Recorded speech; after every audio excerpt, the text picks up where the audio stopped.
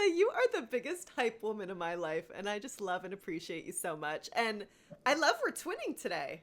I know. Well, I'm wearing this because my spray tan is coming off, and I don't need to see it. I'm wearing this because it feels very night courty, and I think I am the high lady of the night court happens today. Yeah, I think so. Got to How dress for the exciting. occasion. How exciting. I just cannot wait. So much has happened in these last chapters, 14 through 27 we're covering today. Uh-huh. Yeah, it's a lot. It's overwhelming. It's exciting. Well, I definitely so sorry to our bungees for throwing you 1,000 pages a week. Even though I know most of you read this in 2 days, be honest. Literally, I got your notes like an hour before we filmed today, and I'm like, oh, I haven't read through them, so I have no idea what's to come. I mean, I do. Do I? Do I? Well, you don't know what unhinged shit I wrote for you. And we're going to find it out live on the air because we haven't really seen yet if I can read. Kaylee and Michelle, relax. So maybe I'll just have you read all the notes today and we'll never know. Maybe I'm just driving along, doing my audiobook, the dramatized version. It's my favorite. It's so good. Well, you're going through a lot. So you're listening. It's the listening. Listen, gang, we're just going to keep praying, okay? All right? We're just going to keep gang. Gang. Everything's going to be fine. Everything's great. So I'm reading and obsessively taking notes at 2 in the morning after a martini, and you are listening.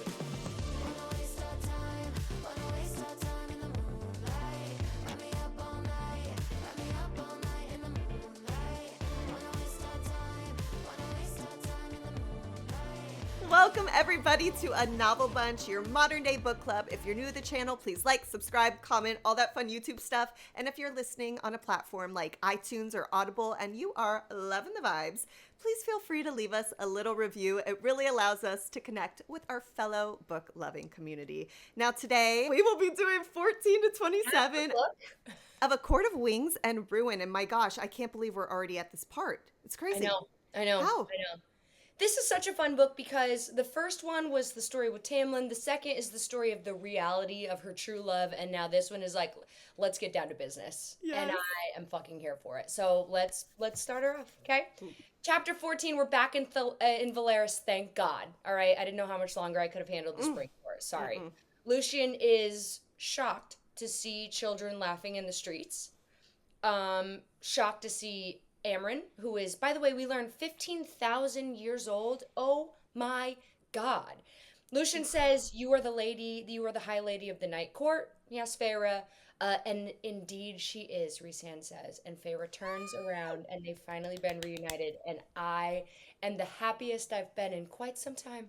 Dude, literally, I got like butterflies in my tummy when I read that. I was like, oh my God, there he is. There's Daddy Reese's Pieces. Like, let's frickin' go. It's like being reunited with your own, like, I was like, he's I know. So and he literally kicks everyone out of the townhouse. He's like, no, I need to be alone. Like, Lucien, his reactions throughout this entire first half of this book that I'm seeing are hysterical. Listen, the picture that you posted to our Instagram story of Azriel holding Lucien and what we picture Lucien as Danny McBride is just the best. I just can't help myself. My brain will never detach Danny McBride. It is Danny McBride. No, I know. It's getting harder to do it because now that we see him and Elain and we're learning more about Lucien and all this stuff, it's a little harder to picture Elain and Danny McBride, but I can still do it because there might be somebody more interesting with Elain, and we'll get into that. Also, too, Lucien is a High Lord, even though he's not like, or he's a High Lord's He's son. Of a High Lord. He could be a High Lord if he took out 7 brothers. Elaine's like, I'm gonna look at my other options. Right. She's like, let me take a look. Anyway, Feyre, when she sees Rhysand, it was so beautiful because she drops to her knees and she's got tears falling, and Rhysand kneels down with her. He always meets her on her level, and he delicately takes her face in his hands and he says, "My love," and I'm just, I know.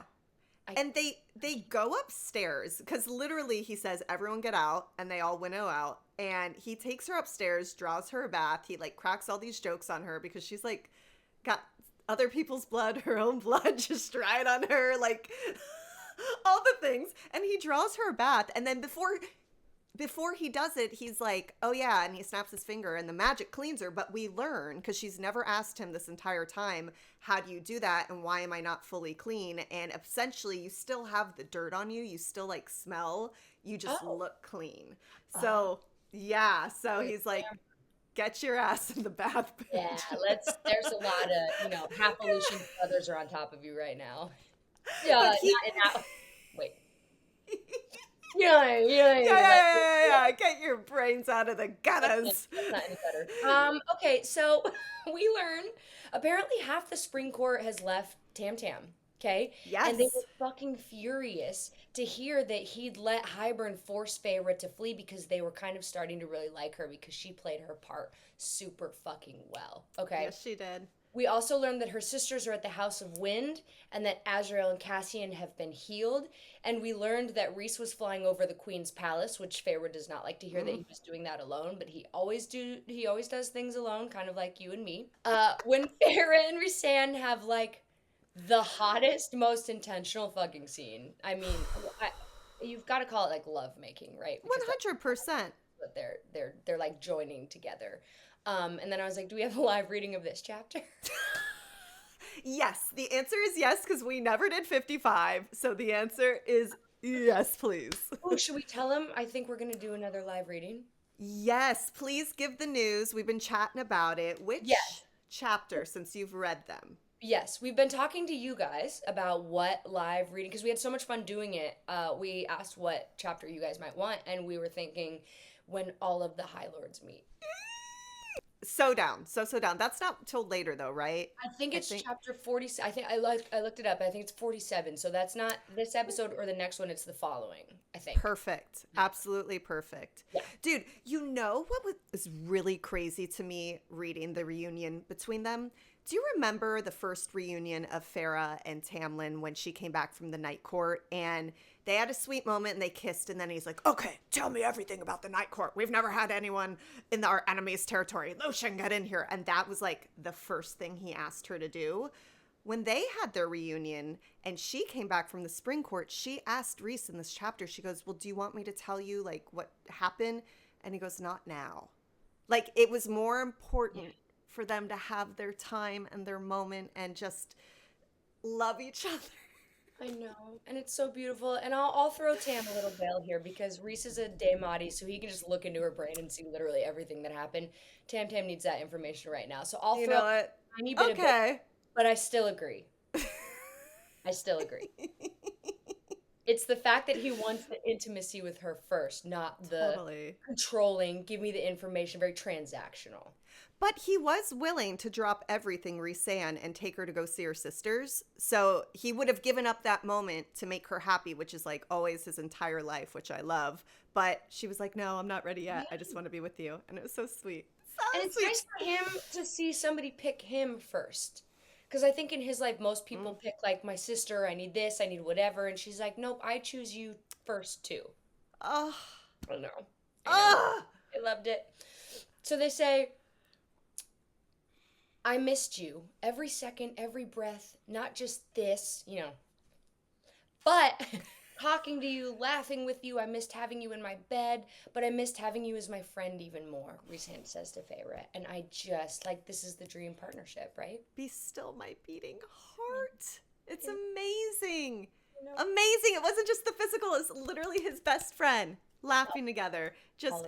He loves bantering with her. It's my favorite thing in the whole world. And she's like, why do you like that? He goes, because it's fun.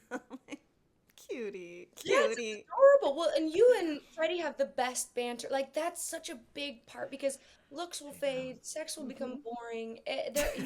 Maybe, who knows? I don't know. You have to find your best friend who's also, I saw something, your partner is going to hold your hand when your parents die, when you have kids, if you get sick, if they get sick. You need to find somebody that is going to have your back always. Yeah.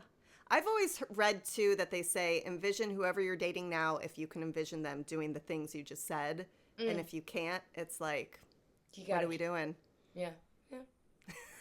I know you're looking at me. All right, chapter 15.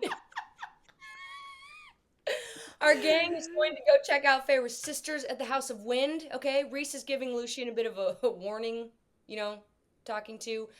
Yet he's still empathetic to the dramatic shift that Lucien is going through. In a way that only Rhysand is able to do. And it's kind of like, I'm fucking watching you, but also I know that this is tough, and I got you if you need, which is just so Rhys-coded and cool. They go to the House of Wind. Feyre and Lucien have a little moment on the balcony, okay? She says that, listen, man, Rhysand saved my life on Calamai. And she tells Lucien everything. And Rhysand and Cassian finally, like, eventually join to help tell the tale. Which is cute. They jump in for a second, then they leave again because they can sense like this is a moment between them. And Lucien explains that everything he has known about these people is supposedly a lie now. You know, that this is the scariest night court and evil, and now he's at Velaris, and there's kids laughing, and it's beautiful, and there's light and music and love, and even Amren, who was a bedtime story that they were told as children to get him to behave, lest the monster that drinks blood will appear. So he's like really having a bit of a mind fuck right now. I love that Amren really enjoyed his metal eye, and she was like crafty. Yeah, she loves shit like She was into it. I don't know. I mean, obviously, I know there are a lot of other things coming up with Lucien and Elain, but I don't know why I kind of feel vibes of Amren and Lucien. I don't know. Oh, interesting. Throwing that out there where I just kind of liked it. I was like, Okay, I love this for you. yeah. I still picture Amren as the little like tinker, obsessed with like little gadgets from the Incredibles. Is it the Incredibles? Yes. With the See, big glasses. She's like looking at the eye, and she's like interesting and into all of that. Dude, I see her just as a baddie with like glowing eyes, hair just like yours, like you with like little silver eyes. Yes, queen. I mean, listen, in my head, she's definitely hot as fuck because they all are. But I still picture the energy of that little like brilliant mind that's like looking at stuff. And Bitch, I think a Danny McBride for Lucien. So I think you're good on that. I think we all do. And it's so funny because one of our bunchies said Hubert. Thinking of That Hubert. cracks me up.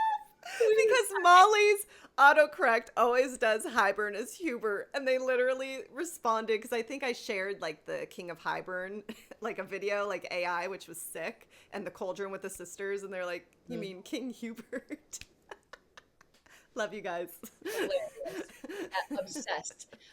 Okay, so Feyre finally sees Nesta, stunning in her transformation, calmly reading a book. She looks to Cassian, who is trying very hard not to like drool at the sight of her. Love it. And Nesta's an absolute asshole, just even scarier and more evil than she was before. In a weird, not evil in a bad. Well, I don't know. She's a lot. They call her the Viper, which is great.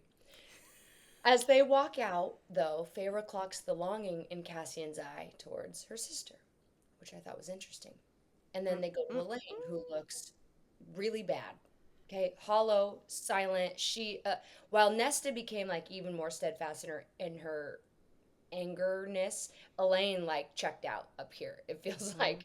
Yeah. All she says when Feyre says she's back is, "I want to go home." And my first thought is kind of like, I don't know what these sisters went through when they went into the cauldron. I don't know how long it was for them. Obviously, it was a few seconds for our gang, but I don't know what they went through. But like, Feyre continually risks everything for these two girls, and they are just insufferable. Like, it's not like, thank God you're back, you're alive, the sacrifice you made to go back with Luce, like it, or Tamlin. It's just I hate you. I'm mad. Now I wasn't mad. I wasn't happy at the house with Dad. I wasn't happy even when we had money, and I'm not happy here either. And we hate you, Feyre. And Feyre's like, you gotta be fucking kidding me. Yeah, it doesn't matter what she does. They are always pissed at her. And Elaine's not really saying much, but this wasn't Feyre's fault that it all happened. Like, and they're both annoying in their own right. Nesta's saying too much, and Elain, it wouldn't hurt you to say something, sweetheart. Right? Okay. And she goes, I just want to go back home to my Fae hating man. All right, then go. Unfortunately, though, Lucien hears all of this. Oof. He wasn't supposed to go see her, but he's in the background. You don't listen. Danny McBride is devastated. Okay. Poor Then Danny we find out. I know, R.I.P. man. Chapter 16, we find out Lucien's gonna hang here for a bit. Okay. They'll clothe him, they'll house him. Rhys baits him a little bit, but still, Lucien tells Feyre thank you, which something tells me he was over Tamlin's shit too. Of course he was. He You know? was his. He couldn't even speak and joke and play with him, I like know. how he's seen the family is doing here in Velaris. Right. He was just like, yes, master. Right. That's what it Yeah, felt like. he's his bitch. And what a bummer, Yes. because he already, Lucien has the biggest heart of anybody in the Autumn Court, Yeah. right? Yeah. And yet he's the one that all the brothers and Baron, the dad, Eris, all of them have been so insufferable to. So he ran to the Summer Court. Tamlin helped him kill his 2 brothers. And now he's Tamlin's bitch. And I just want Lucien to, like, he's got a big heart. He's got a great attitude. He's doing the best he can. I just want him to feel freedom and heal a little bit. And I think he'll be able to do that with this Night Court crew because that's just how they are. Dude, if he becomes like part of their gang, I will just deceased poof goodbye. I will live for it. I would fucking love it. Okay. Now our gang goes to Amren. The Book of Breathings is very chatty, it would appear, and we find out that the Court of Dreams has exactly 0 allies, which checks out because, everyone thinks that Rhysand is a monster, right? And they can't call in a favor with Miriam and Draken because when Azriel went to check on them, their place was utterly abandoned.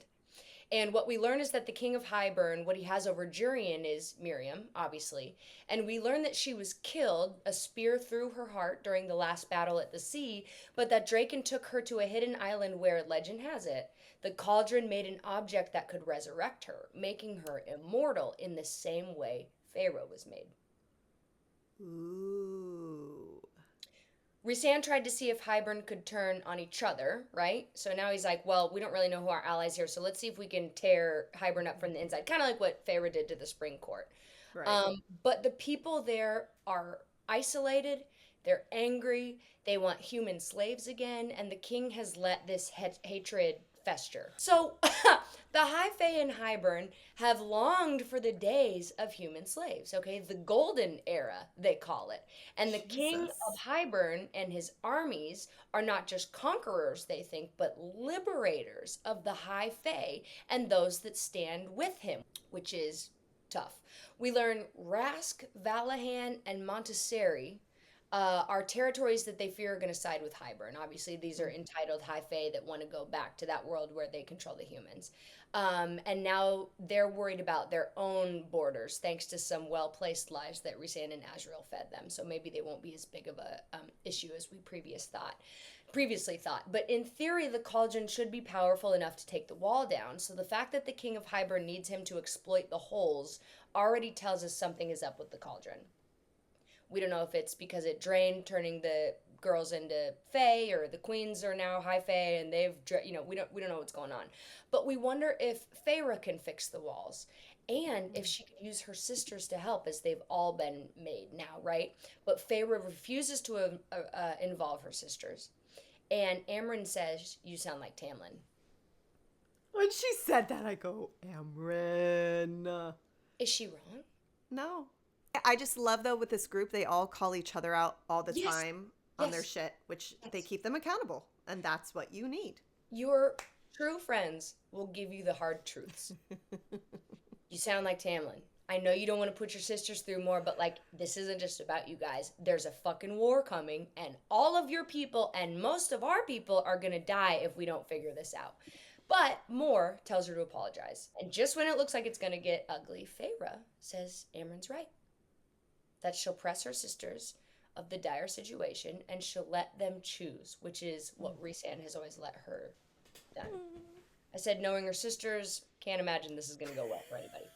So 1, we must figure out how the fuck to patch the wall up before Hybern uses the cauldron to destroy it, okay? 2, we have to fight this war before any other territories can join Hybern. And 3, we have to eventually get to the cauldron itself. Bummer. They're going to need a bunch of other courts to try and make this happen. So they send a letter out that has gone to every High Lord in Prythian for a meeting in 2 weeks to see who will stand with them and make sure they understand the consequences if they don't, including Tam. Spring Court. I have to tell you, literally every chapter I read, I'm like, oh, only 12 more days, which is where we're at right now. But like, I just want to see it, and I know so much is gonna happen. Obviously, it's chapter 46; it's forever away. But Right. I'm dying to see I know. what is he gonna say? Because he never had the closure from the original moment they were all together. Then she went back, played him, absolutely ruined his entire court, which like I feel bad. Little Tam Tam, he's just misdirected. He literally partnered with the king of Hybern. To He's get a the bad love of his man. life back. Or so he thought. It was for Oh love. my God. It's a grand Sorry. He got played out by Andy like a bitch. Yeah, he really did. That's why I call him our little big dum-dum. He He's just just doesn't a know. big dum-dum. He just needs someone to come and like love him and say, it's gonna be okay, Tamlin. Like, let's just open your mind. Let's read a few more books. Let's play your fiddle a little bit more. Get that artistic energy out, baby. And like, maybe he'll be a better leader. I don't know. A little bit more. Dude, okay, we're already in this episode, so we're going to be talking about it. There is one other theory, because you know I love the theories, and we've been talking about all the theories. Right. There is a theory that although they're saying Lucien and Elain are mates, people are saying that Tam Tam, our little shapeshifter, is indeed shapeshifting into Lucien. So he is the true person who is Elaine's mate, and he is the one who is in Velaris this entire time. It's not Lucien. And the only interesting thing about this theory that just blows my mind is when we think back to the damn dresser, the one that Feyre drew her pretty little night sky and stars. What did she draw for Elain? It was flowers?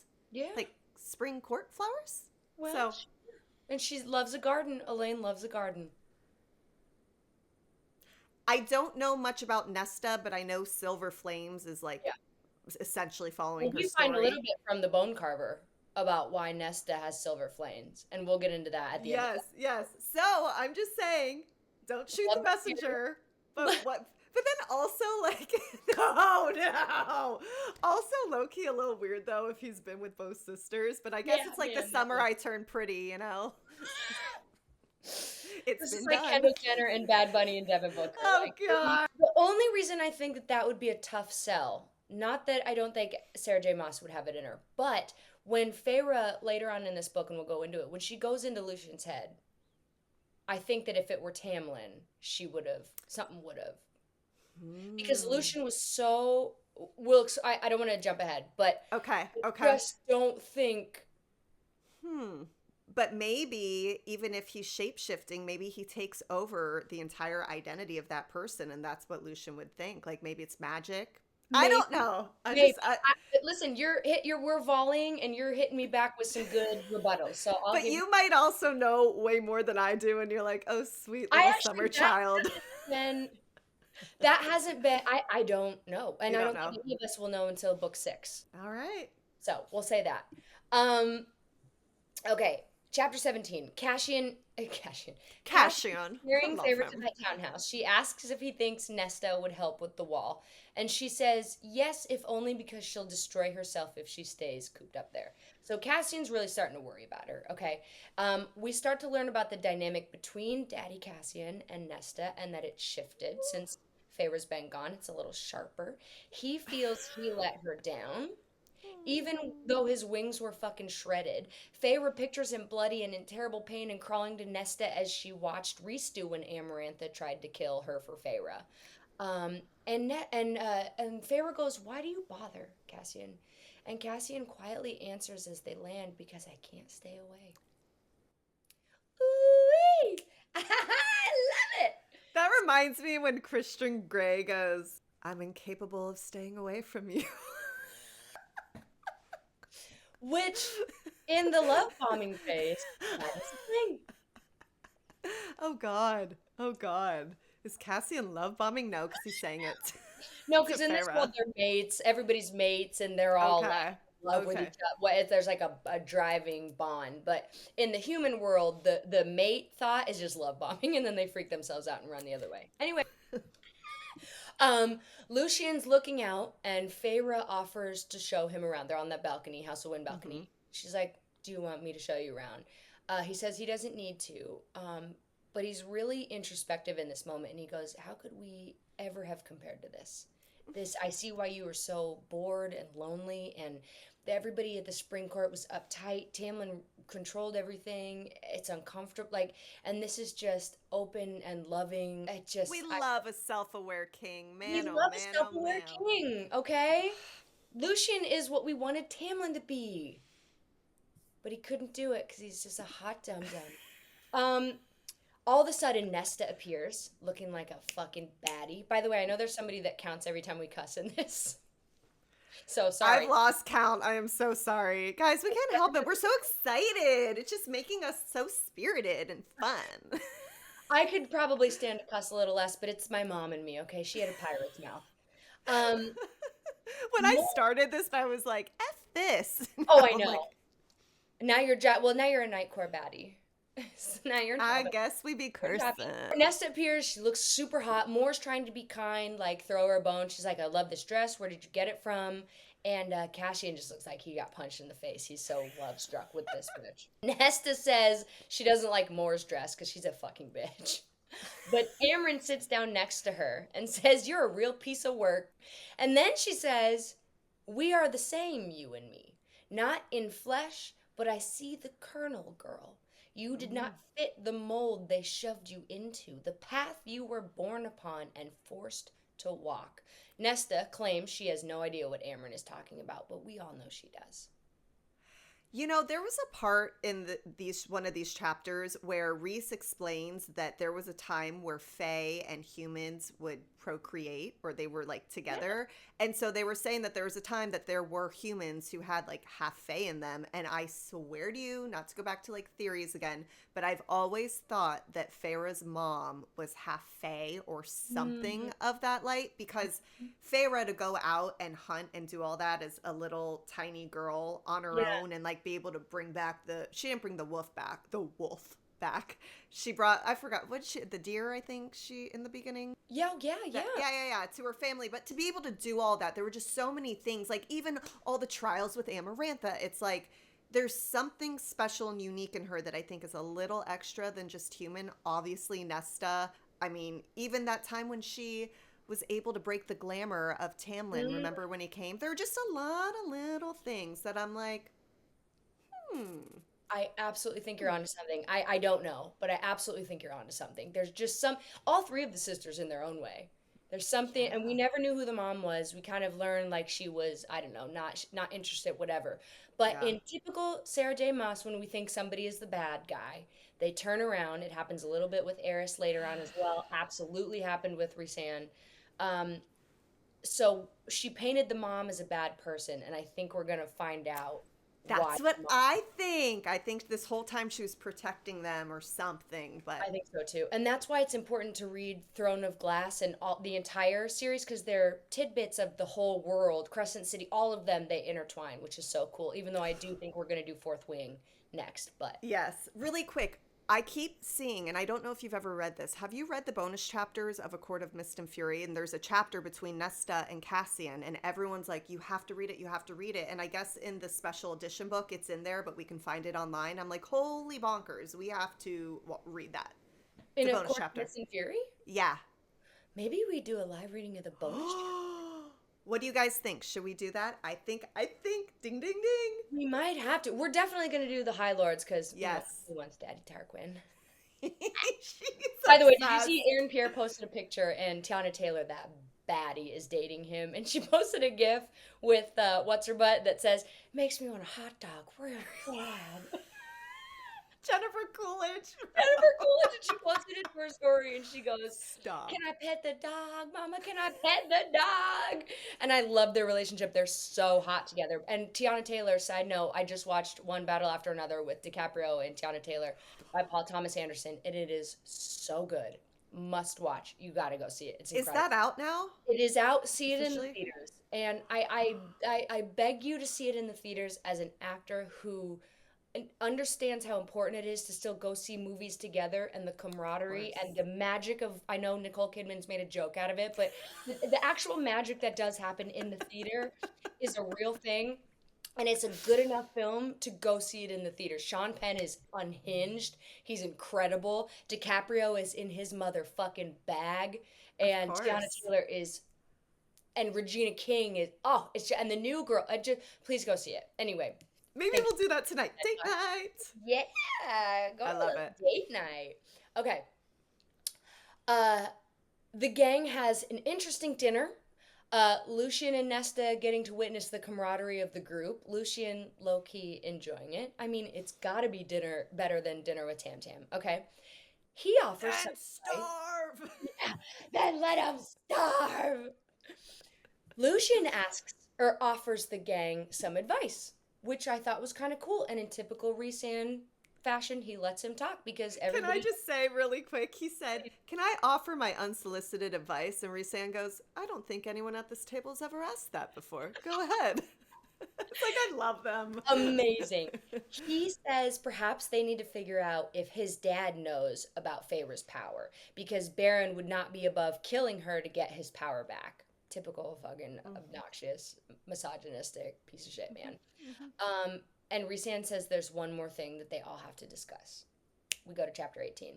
They have to go to the Court of Nightmares because they have to try and convince the Court of Nightmares to fight with them against Hybern. And we learned that they could refuse, but that they have refused to help twice before and that this is going to fucking suck for more, but there's not really a lot they can do about it. They need to try. Feyre asks Nesta if she. Sorry. Okay, so that's important. And I saw your cute little face when I said we have to go back to the Court of Nightmares. Would you like to go into that? Well, I'm just so excited because now they're going, and Feyre's actually the High Lady of the Night Court. And I also very much love this fun little mask they all get to wear. But I know that they obviously need Kyr's soldiers, right? And obviously there's a lot going on with that being Mor's dad, all that history. So it's going to be crazy. But I'm excited to see her being the High Lady there for the first time. Me too. I can't wait. Later on, Feyre asks Nesta if she'd like to train with Cassian. Nesta says no, duh. So Feyre grabs the wine and says she wants to learn how to fly. Everyone's a little shocked to hear that she has wings, but that she wants any advantage towards the fight that she can make. And Azriel's fine ass says he'll teach her. And he'll be the best teacher because he too had to learn late. You know, the whole his father locking him in a dungeon until he was like 11 thing. Um, About So that. obviously, you know, they teach little kids how to fly, and it's an easy. It's like learning to swim when you're young versus learning to swim when you're older. It's going to be a whole thing. But Azriel says, "Let's go. I'll do it." And then Feyre does it. I don't know if it's the wine. I don't know if it's the camaraderie of the group, but she asks Nesta for help to close the holes in the walls. She asks some questions. Nesta asks some questions about why, what's going on, all the things, and then she finally says to Cassian alone, "By the end of the war, I want them dead. The king, the queens, all of them. Promise me you'll kill them all, and I'll help you patch the wall. I'll train with her, Amren. I'll go to the hewn city, but only if you promise me that." And he says, okay. Can I just say, I am so excited to see this relationship between Amren and Nesta grow and blossom because they are both like baddies. They both got some real special darkness in them. And I'm like, they're going to be lethal. Amren is the only one that will take shots back at Ned. It's like my brother. My brother is so wonderful and sweet and kind, but he's a fucking savage.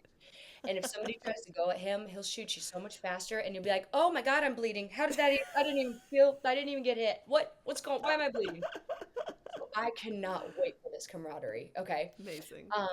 But Feyre says she takes it one step too far, arguably, and she says, "We're going to need your help with the High Lords too." And Nesta draws the line there. She says she will not whore her story out to a bunch of High Lords who would have killed her, no question, before she became pregnant.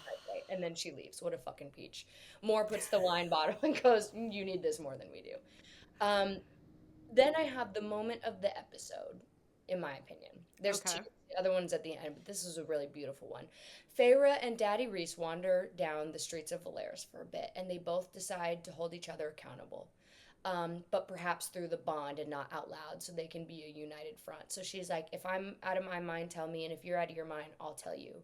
But not out loud. Let's do it through the bond because I want us to be, together per Feyre's request. But amongst our family, call me on my bullshit all you want. I insist, actually." Rhysand says. "Why?" Feyre says. "Because it's fun. because you're my equal. And as much as that means having each other's back in public, it also means that we grant each other the gift of honesty, and of truth. Mm. And I just... Mm. It's amazing. It's so good. Well, because even at that dinner that they were all at, things were a little, not awkward between them, but like a little off because he had made that joke about Nesta and she shot him down. And it was the first time as High Lady in front of everyone that she was like, I don't remember exactly what she said, but she was like, she shut him down though. He took a little shot. She was like, "Don't talk about my family like that." Yeah, and yeah. it was weird for a little bit. Yeah, I know. I thought he was just being playful. He probably was, but like, listen, if somebody said something to you about your dad That's and they were true. playing, you would still be like, only I Hold up. only I can shit Only talk." I could do it. Yeah. Exactly. Abso-freaking-lutely. So what a beautiful, beautiful moment that was. Stunning moment. Mm. Last thing we learn is that Helion, the day court, and Callias will probably side with the night court family, but that they're the only ones. And one more thing Rhysand says to Feyre is there's a reason that Lucien wore a fox mask, that the spell put the mask on him that was a fox, okay? He's an emissary, yes, but he's a sneaky one. And that he understands that Feyre trusts him for the most part. Plus, they have his mate, Elain. So we'll see how all of this goes. Oh my god, I also too love that Rhys has always called Lucien Foxboy. It's like when my brother comes up with a nickname. We know a couple of the nicknames. I'm like, Will, please. Okay, we bop into chapter 19. Cassian says, I hope you didn't exert yourself too much this morning because this is gonna hurt. Cassian says as he gets ready to train Feyre, and I go, Daddy, Cassian! And Feyre goes, 2 Illyrian males making me sweat in one morning. What's a female to do? Rough life, Feyre. It makes me want a hot dog real bad. So good. But then we find out, this was such a cool moment, we find out that Cassian is mad that Rhys and her hid the truth from them, that she was the High Lady, and that Feyre didn't think she meant enough to them so that she sacrificed herself to go back to the Spring Court to save them, and that pissed him off. And we remember that Cassian feels like Rhysand pulled the same shit 50 years ago with Amarantha. So this is old, this is old trauma manifesting anew. It's like, you're not even giving us the chance to help you. You're so quick to sacrifice yourself that you go do it, and we're all stuck here, and we're supposed to be a part of your family and your team, and you don't even ask us. You know, Rhysand reminds me a lot of myself, and I feel like you too, where we're just like, we're going to handle it. We're not asking for help, and we can ask for help. It's very much there, and there are people willing and ready, but I'm like, nope, it's fine. Got it. I'll do it. And he that's exactly what he does. And Feyre a little bit is doing that too, but I just think that's just, I don't know, something in our brain that just, no, that's fine. I got it. It's a hardwiring. You're hardwired. I think, it's the 80-20 rule. 20% of the population does 80% of the work. Okay, 80% of the population is, we're all ants taking a crumb from one side of the street to the other. It's just how big and how shiny is your crumb. But we're all doing the same thing, okay? But there's 20% of ants that are hauling ass. And the other 80% are like, all right, here's the goal, and then we're going to go back. And I think you're hardwired to do everything yourself. But it also comes from trauma, from being taught at an early age that you maybe don't have somebody else to rely on. But I think a big part of it is your hardwiring, because my parents were wonderful and helpful, and I'm still a psycho who is incapable of asking for help. Same. But I've been like this my entire life. Like, me too. As a kid. Can't stop, won't stop, overachiever, crazy person. My 5th grade teacher, shout out Mr. Swanson, called my parents and implied that they were beating me at home because I was so tightly wound and so concerned with getting perfect grades and everything, and I would go so above and beyond. I wouldn't let anybody help me with my homework, my anything. And he's like, is everything okay at home? And my parents were like, she's out there. We love her. She's the nut, okay? She's the psycho. We're the abused. Molly's our abuser. Can you check on us, please? We're the ones you should be worried about. Which tells me that it's just how it's yeah. There's nothing we can do about it. And so how wonderful that we have 2 people that are wired the same way find each other, because they don't know how to ask for help. They see that in the other person, and then they can force the help each of other. Well, that's kind of how Freddie and I are too. He's very much won't ask for help, does it? But with each other, it's just that open trust of, oh yeah, we don't even have to ask. Like we're already there helping, which is how the two of them are. And Which is what a beautiful, wonderful gift, because people like us tend to attract people that want and take and take and take. We'll do it. So they'll take and take and take. And then when you finally say, I can't do it anymore, now they're upset because they've become entitled. They're assuming that you're going to do this. And now they're upset at you. And you go, how did I get myself in this position? Anyway, your transitions are always my favorite when I edit back. She drops the craziest joke. Anyway, Cassian's. So Cassian and Feyre reach an understanding. There, she did it again. Exactly. And then Nesta is there. And Feyre begs Rhysand to please come save her from their like weird sexual tension / wanting to kill each other kind of thing that they have going on. And Rhysand says, I'm so sorry, I can't. He goes, now you know why I wanted a partner for so bad, so I wouldn't have to deal with this all alone. But he sends Azriel. Azriel comes, it's very clear he's like been forced to be here, doesn't want to watch that either. And he goes, time for your flying lesson. So Azriel takes her to try and learn how to fly. We learn it. This is going to be a real big process. It takes years and years and years. The wings are huge. You can't let them go on the drape ground. on the floor. Yeah, that was crazy. They said they look lazy, and if they do that, like I'd be like, help. Oh, I'd be yeah. Well, no, I'd be so proud. I'd be like holding it. We've got our wings on. Exactly. We learn it's inappropriate to touch an Illyrian's wings without their consent. But fun to get a little sight of Azriel, because I feel like we really don't get to see much of any other than he's like very dark. Then we go to one of the coolest places in the House of Wind, I think, and that's they go to the library underneath the House of Wind. And it sounds beautiful. And it would appear as though back in the day, humans were not allowed in the libraries because they were full of information on magic. During the war, any libraries that couldn't be moved and protected were burned.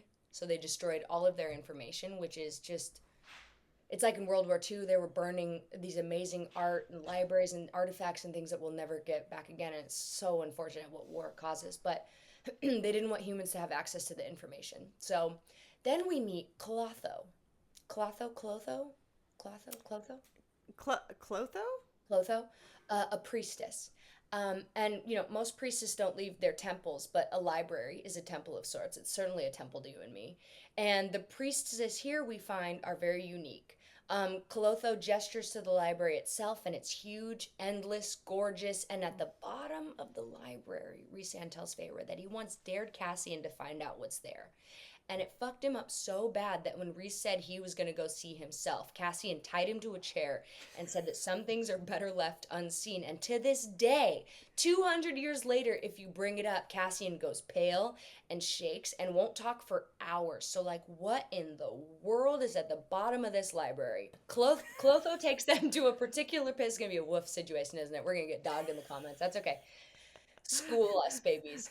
Clotho takes them to a particular place complete with books she has found for them, and we see that her hands are broken and scarred, and we find out that a group of males tortured her and then cut out her tongue so she couldn't say what happened, and destroyed her hands so that she couldn't write it. And they couldn't heal anything because they destroy and then heal destroyed, and then destroy again and heal destroyed. And Moore found her and brought her to Rhysand, and Rhysand looked into her mind, saw who did it, told Moore, and said, Moore, you can go kill him. She did. And then she stayed with Clotho for a month to help her heal, and in turn, I think, heal herself a little bit, because we have similar tragedies happening here, and we heal with others, okay? We learned that all the priestesses who reside in this particular library have a somewhat similar horrific fate, and that Rhysand has created a safe haven for them, where they can stay as long as they want, they can heal and work, they can leave if they want, they can work as acolytes, they can take an oath to the cauldron and the mother to become a priestess and remain here forever if they want, whatever they want. Anyone who comes down here must get approval for them, however. And then Rhysand and Feyre have a little flirt sesh that was so hot. My God. Right in the middle of this freaking library. I was like, the roller coaster SJM takes us on all the time is just like, you never know what you're going to get, which is so fun. Well, and then he goes and winnows down a couple flights, and he puts his big wings out so that she can't see him. And she's literally like excuse me, where did you go? Yeah. Yeah. Talk about He goes, I can't focus if you're sitting next to me. Okay. He says, you can't focus. He goes 2 hours of studying and working, and then they can go do whatever little things they want to do. You can do a little bats too.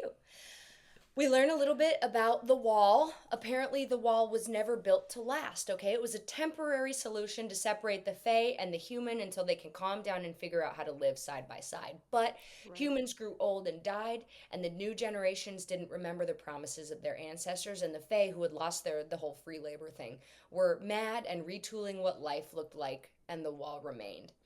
Feyre asks Rhysand if he could take the king on himself. Rhys says he can't imagine the king would ever let that happen, that he's too tricky, and that he probably wants to overwhelm them with numbers and stretch them thin, but that he'd be willing to try to throw down. For Perithian, and Feyre says that's not an option, that she needs him, and he says, how can you ask me not to give everything I have to ensure that you, that my family, and that my people are safe? And Feyre says, you've given enough. Rhys says he hasn't, and she goes, where does this come from? And for once, Rhys is silent. He's got some pretty old, unhealed wounds here. I know, it's heartbreaking. 100, yeah, I still can't quite. But once again, Feyre sees him, sees that in him. It's kindred spirits, okay? Yeah. Rhysand sits back and he goes, okay, then what do you recommend? What do you recommend? If you don't want me to take him on myself, right? Throw an idea out here. Feyre thinks for a second and she goes, Hybern has the numbers, yes, but what if we have the monsters? Carver, she says. He and Amren have been looking for a way back to their own worlds. I wonder if it's time to ask what he'd give to go home. Oh boy. So she has this brilliant idea to bring the monsters into their army. Yep. Brilliant. Obsessed.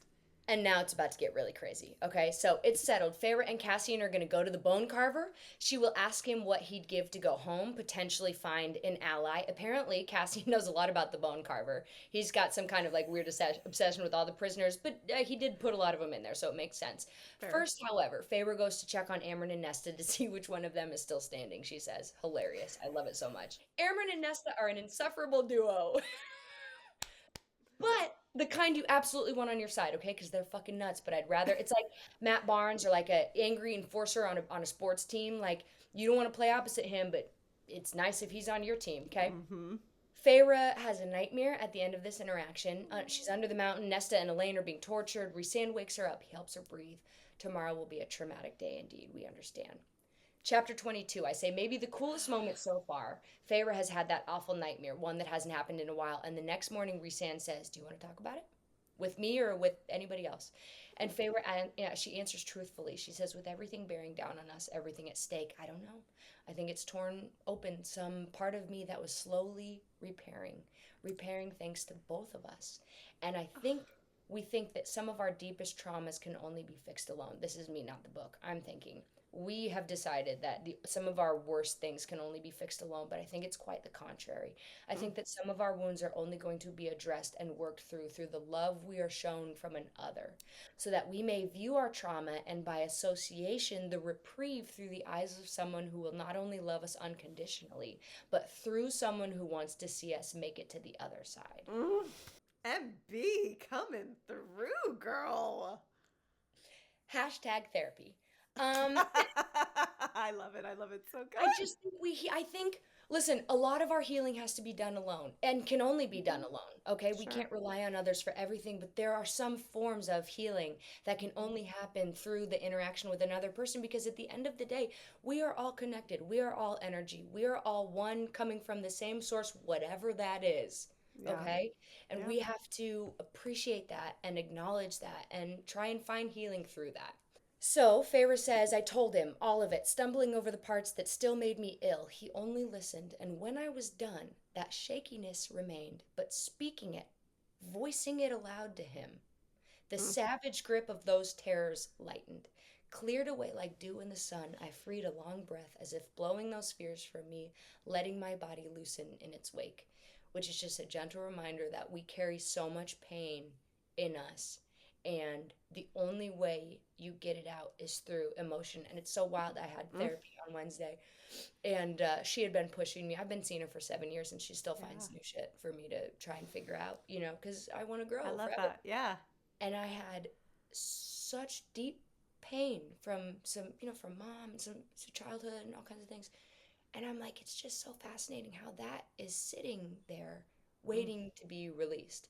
And unless you sit in silence for a little bit or talk to a therapist or, whatever, it never comes up unless you allow yourself that moment. And it's not just like, somebody told me a couple days ago that he had been in therapy for a couple months and then he was good. And I didn't say anything.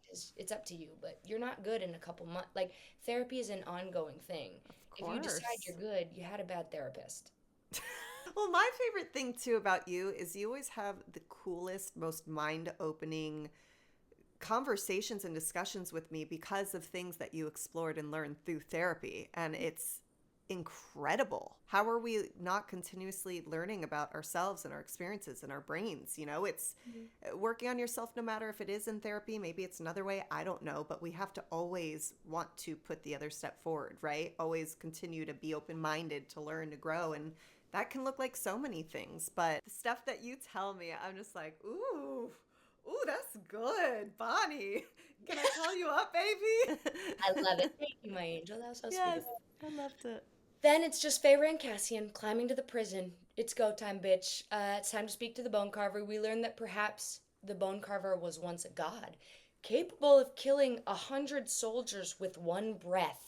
And now we really get into it. Okay, there he is, the Bone Carver. We don't know what Cassian sees him as, but Feyre sees a young boy with crushing blue eyes and Rhysand's face. This is the same one she saw last time, but we learn a little bit more. What else does she see on his face? Like the mouth specifically. Oh, well, now she's really looking at it. She goes, God, that's my father's mouth. And she realizes that it's her son. And it's her son with Rhysand, and it is what could be if they survive this war. The Bone Carver says, Hi, lady, I was wondering when you would return. Feyre throws the last bone left of the adder she destroyed as an offering. And he says, I smell my sister on you, Cursebreaker. The Weaver, Feyre realizes, is his sister. If I tell you a secret, warrior heart, he looks to Cassian, what will you give me? What if I tell you that the rock and darkness and sea beyond whispered to me, Lord of Bloodshed, how they shuddered in fear on that island across the sea, how they trembled when she emerged. She took something precious. She ripped it out with her teeth. Oh! What came out was not what went in. How lovely she is, new as a fawn and yet ancient as the sea. How she calls to you, a queen as my sister once was, terrible and proud and beautiful as a winter sunrise, Nesta. Chills, literal chills. Oh my fucking God. Cassian looks like he just shit himself. We attained the Book of Breathings, homie, Feyre says. Something we know that can crack the codes that would send someone like your sister home. Someone like our friend home. Others like her home. I'm listening, he says. Chapter 23. It would appear as though the Bone Carver's home is not what it was, and that his cell is where he would like to remain. They're confused. He says, you have met my sister, my twin, the Weaver you call her. I knew her as Strega. She and our older brother, Koshi, how they delighted in this world when they fell into it. It would appear as though a clever Fey warrior, her bloodline long gone, though a trace still runs through some human line, would have been the Bone Carver's salvation had he not made his choice long before she walked this earth. He found his way here to his cell. To spare the world from yourself? Cassian asked. To hide from my siblings, he simply responds. Why? They are death gods, girl. You are immortal, but we are different. They, the two of them, they are stronger. My sister stays young through the lives that she eats. Hey, that. Yeah, barf. The Weaver's house. Ugh. Oh my God, of the fat and the hair, and You would rather stay here, they ask. The Carver says here is a better alternative than whatever they would do, should they know he's still alive. Jeez. You cannot tell me that whatever that Fey warrior that he is talking about, whose bloodline is long gone, but whose trace is in some human line, isn't Feyre, Nesta, and Elain. Yeah, absolutely. Yeah. Absolutely. So Which maybe, what if Feyre's dad isn't her biological father? on some Game of Thrones shit. Interesting. What did I say yesterday? It was the S word. What? Something sinister. Sinister. This is so sinister. It's Beyond. so sinister. Sinister. The Bone Carver says, "You are going to the Hewn City?" The Carver asks. "My sister had a collection of mirrors in her black castle. She admired herself day and night in those mirrors, the Ouroboros, she called them. It was odd, even when we were young, a window to the world. All could be seen, all could be told through its dark surface. Kier possesses it. An heirloom of his household. Bring it to me. That is my price. The Ouroboros, and I am yours to wield, if you can find a way to free me." "We'll see," they say, and leave. Now let me say this. The Bone Carver says that the Fey warrior's bloodline human is the only one that can free him. Okay. Okay? So. Yeah. So. I think we know. We're dot connecting here. Feyre realizes why Cassian went now. He wanted to see if the Carver knew what Nesta had become. And Is he curious about anything else?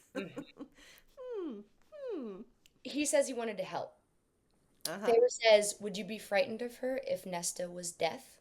Which is what the Bone Carver implies. "Or if her power came from it?" Cassian thinks for a second and he says, "I am a warrior. I've walked beside death my entire life. I would be more afraid for her to have that power, but not afraid of her. Nothing about Nesta could frighten me." And I said, "Where the f is my Cassian?" Because that's what I want, okay? That is what I'm looking for. Oh my gosh. Chills again. That literally gave me chills again. I love it so much. It's so good. What an epic scene. What a rich scene filled with seeds and potential. Oh, God. Because I live for her Easter eggs, and I guarantee you all this that just was told is going to later tie up all the loose ends, and I can't wait, honestly, to go back and reread the entire series once I'm done, because I know you're going to pick up. Probably it's interesting for you. You're like, It's happening to me. Yeah. So I love that. So cool. So cool. Okay, chapter 24. Feyre winnows to her sisters. Nesta's reading a book, but eyes on Elain the entire time. Elain is staring out into the world. She's, thin and gaunt. Feyre finally asks, "What are you looking at?" Feyre asks, "What are you looking at?" And Elain says, "I can see so very far now, all the way to the sea. I can hear your heartbeat if I listen carefully. I can hear the sea, even at night, even in my dreams. The crashing sea and the screams of a bird made of fire." She's been talking in those half riddles all day, Nesta says. And then Lucien appears, even though he shouldn't have. "Is there anything I can get for you?" he asks, so softly. Feyre says, so tentatively and concerned. And just like that, Feyre throws herself into her mind, which is why I don't think that he's shape-shifting. Because what he exposes is so raw and authentically Lucien. I feel like it would be hard to rationalize that unless there's magic at play and he is thinking Lucien's thoughts. But he's thinking at the moment, and then I want to hear your theory. Yeah. That Elain is nothing like Jasminda. That Jasminda, his old love, which thank you, Bunchies, for reminding us that Jasminda was the Lucien's lover that his brothers killed. Jasminda was wild, uncontained. She would tease him, play with him, and that she loved him. Not as a High Lord's son, but as a male. She had chosen him, loved him, and Elain had just been thrown to him. Feyre sees that Lucien likes her friends, too. Thought that this world is the world that he had hoped he had with Tamlin. And as Elain looks towards him, he can't breathe. And he says that she was the most beautiful thing he had ever seen. And he feels guilty because he had thought the same thing about Jasminda in the same way that Feyre felt guilty when she saw Rhysand and thought, but I thought this about Tamlin. So there's one other thing here that Elain says to Lucien, and she goes, I can hear your heartbeat through the stone in the castle. However, need I remind you, Tamlin had a heart of stone from the curse with Amarantha. So we might be on to something. Oh my. That's so good. I don't know. That's so exciting and good. I totally missed that.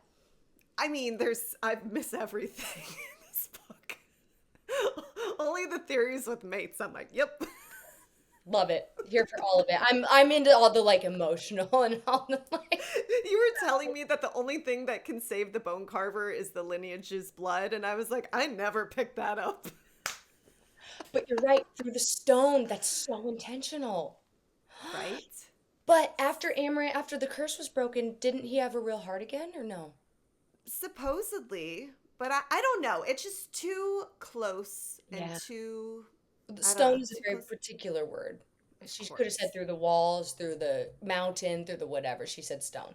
Nothing our baby girl Sarah J. Maas does is unintentional. Everything is intentional. Sneaky bitches. Mm-hmm. Elain says to him, you were at Highburn and you betrayed us, and that she doesn't want him. And he thinks, she says, I was to be married in a few days. Mm-hmm. And all he can say is, I know, and I'm sorry. And then you're right. She says, I can hear your heart. When I sleep, I can hear your heart beating through the stone. Can you hear mine? Lucien says that he cannot. No one ever does. No one ever looked. Not really. Oh. Poor Lucien. He's got to feel like absolute horse manure right now. My God. There's Jesus. Nesta realizes that Feyre had gone into Lucien's mind, by the way. How? We have no idea. She says, have you ever? And Feyre goes, I've never gone into yours. Fucking relax, bitch. But Feyre decides that they are all moving into the townhouse tonight, okay, with the rest of them. We're all living together now. So Azriel takes Elain. And upon their arrival, he asks her if she'd like to go with him to the garden. She nods only once, not fazed in the slightest by him. He offers his arm and she takes it. Beautiful, she whispers. Lucien is flipping out. Fucking mind. Because if it is Tamlin and he lost Feyre and now he's about to lose Elain to this hot piece of ass, you bat boys, yeet yourself off the mountain. Oh my gosh. It's a wrap, How big is a bat boy's wingspan? Is it true? He's Googling. We have to come up with his Finsta for sure. Guys, what's Lucien's Finsta name? Tell us in the comments, please. Nesta lands. She starts vomiting, and we find out that Rhys, flew her a little fast because she said, "Can't you go any faster?" So he did, and she's pissed. But what else is new? And then Cassian appears and he calms her down. However, the anger is there, and Lucien goes, "What are you?"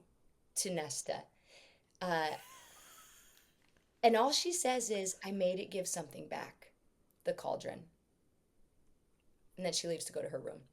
Feyre clocks Elain and Azriel out in the garden, and she asks Rhysand who decide is another's mate. Like, what if it's an imperfect system? It wasn't great with your parents, it wasn't great with Tamlin's parents, and we learned that it's just some, old system, and in some courts, the thought was that now that woman belongs to the male, very old school way of thinking, but that in the Court of Dreams, that's not the case, and they got rid of that a long time ago.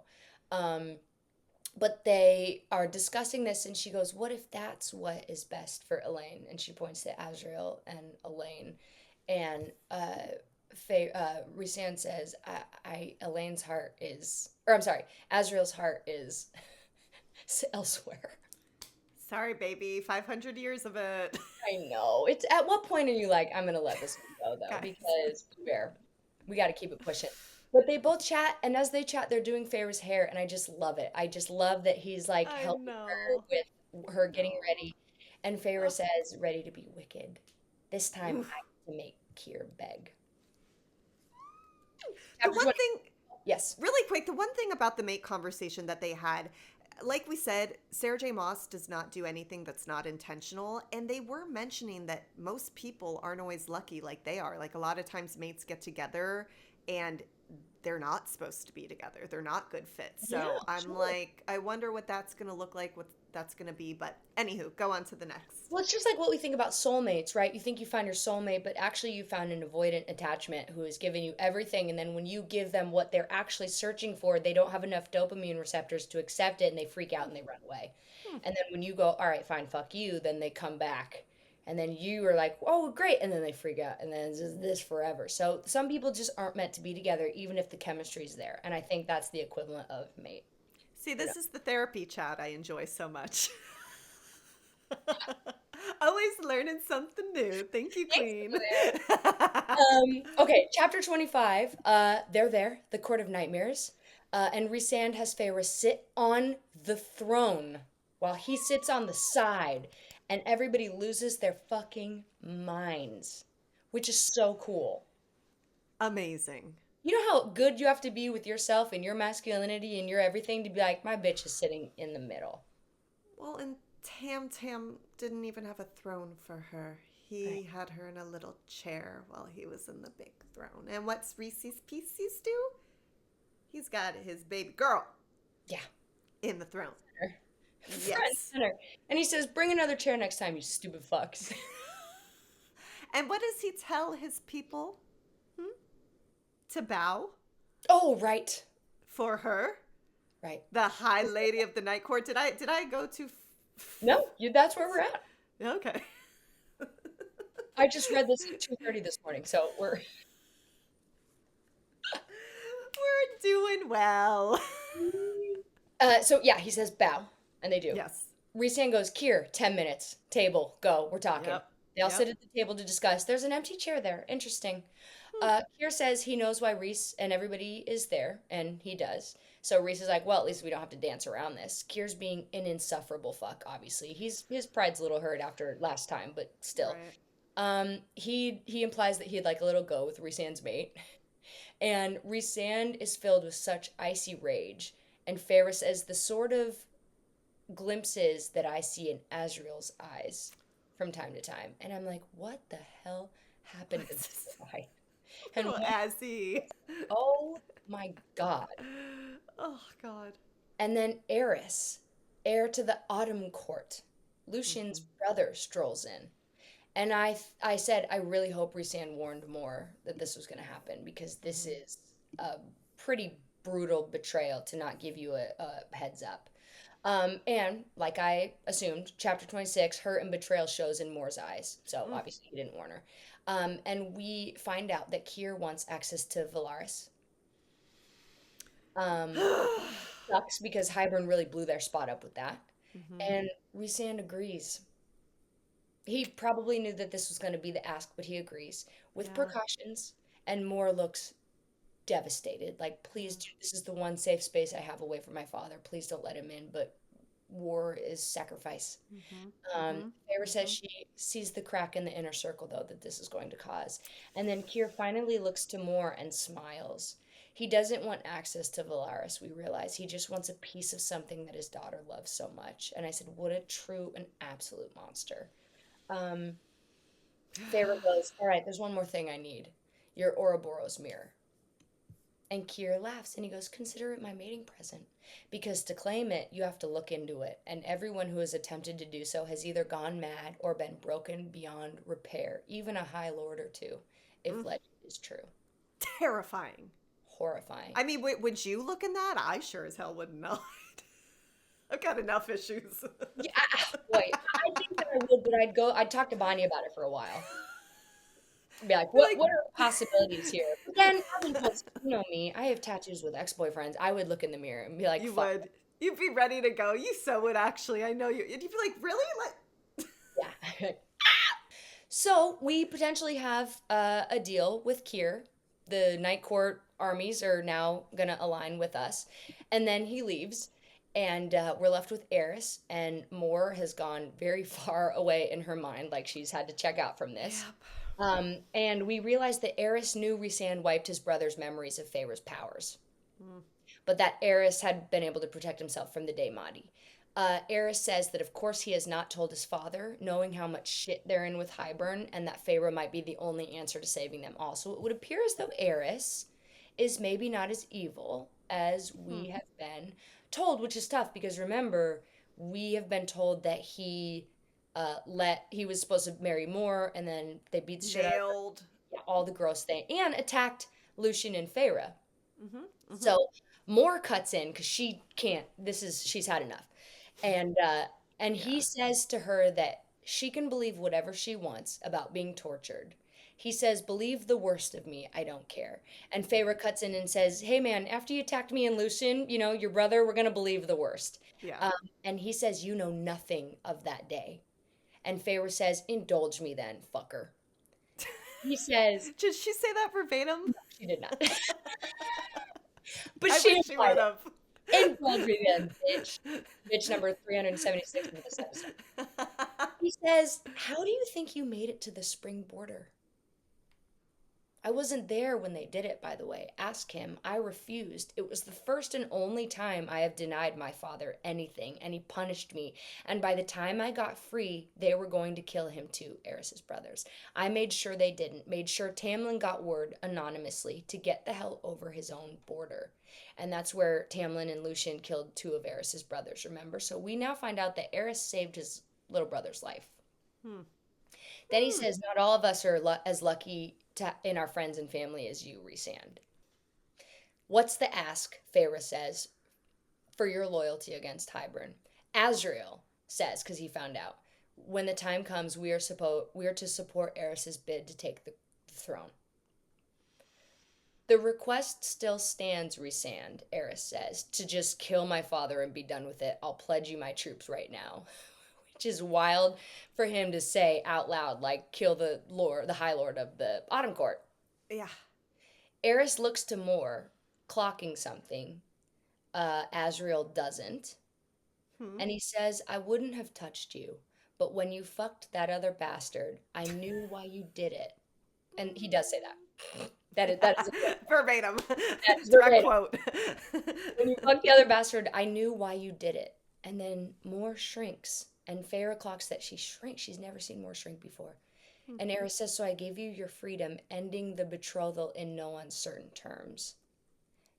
And what happened next? Azriel growls. Eris says, there are a few things I regret, and that is one of them. But perhaps one day, now that we are allies, I shall tell you why, what it cost me.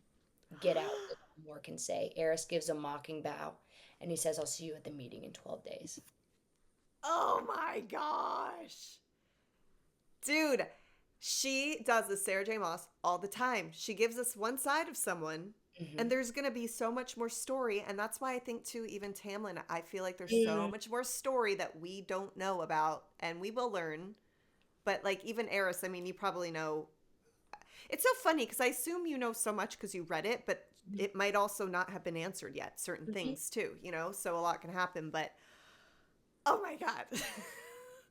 I need to get to the meeting of the High Lords. I know. Yesterday. I need that. We have to live read that one. Well, Bunchies, we love you so much. We appreciate you. Next week, we will be doing chapters 27 through 39. So get that reading and going. And I will tell you yet again, as you guys have told me, descriptive audio, chef's kiss if you're on the road. I like to call it windshield time if you're like commuting. Windshield time. Put it on. Listen a little bit. Just don't go into meetings before there's like spicy scenes because you're gonna be... Or do. We love you. We appreciate you, and we'll see y'all next time. Bye. Or do.